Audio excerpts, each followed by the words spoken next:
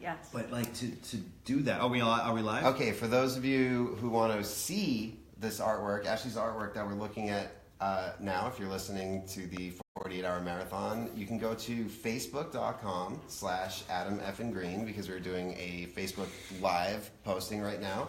Oh, that's right. She also brought us these amazing Arwen faces to help us save the Yorkies with.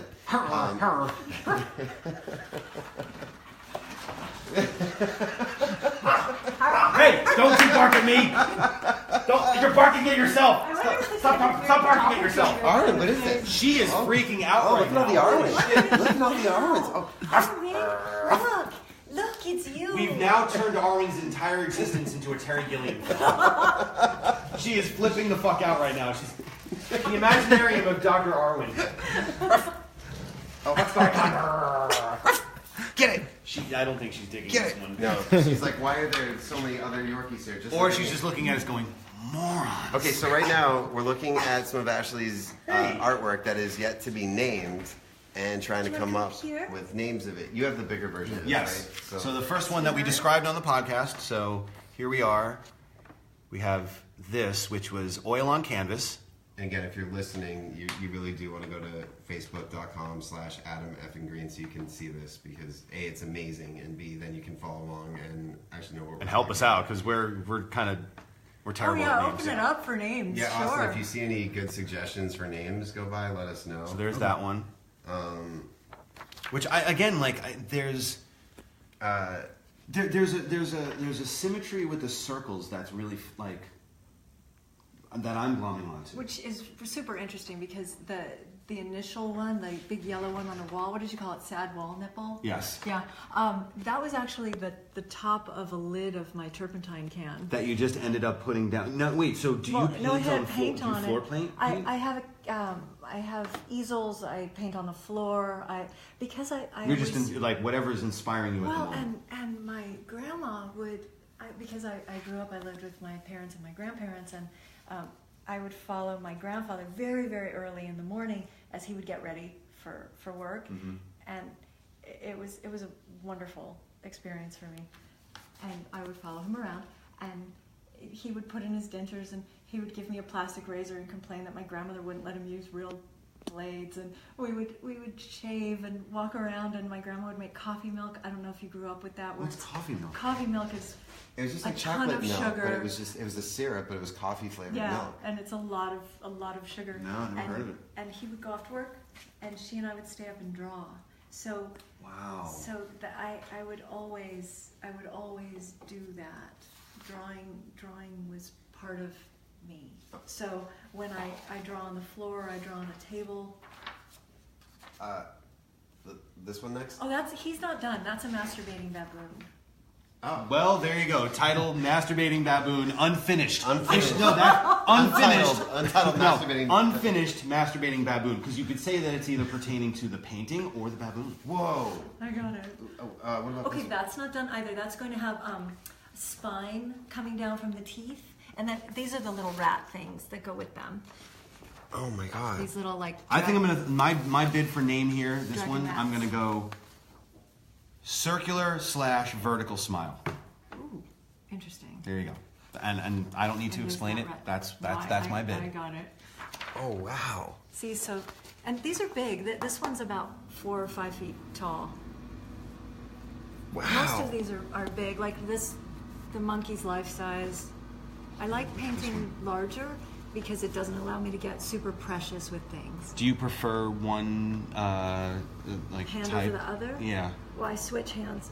Really? Yeah, because I grew up in the 70s, they thought that being ambidextrous was sort of evil, and so they encouraged. I just thought it was the right-handed. lefties that were evil. No, well, I'm a lefty, and I was called you're, evil. You're when I was a evil. kid. Yeah. Oh, Well, that's why they dissuaded any left-handedness in me at all. Good to know. But when I paint, I switch hands because you don't have the same relationship to space. Yeah. Depending on Yeah, which because side like of your brain. your whole center of gravity is different between your left and your right, and it puts you in a different mindset. Yes.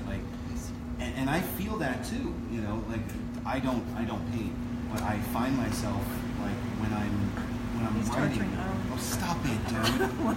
that you do have a different relationship with your hands, and that could go in a very disgusting way, but I'm not going there. You're not going there. But like, do you find yourself using like, well, this hand allows me to, you know, draw something more on the Rococo side, or this, you know, this one allows me to sketch more, you know? Because I know some storyboard artists who are ambidextrous who do that, where they'll start on their right and they'll finish on their left because they're, you know, or one or the other, because one is more precise. Yes. That they found. Yeah.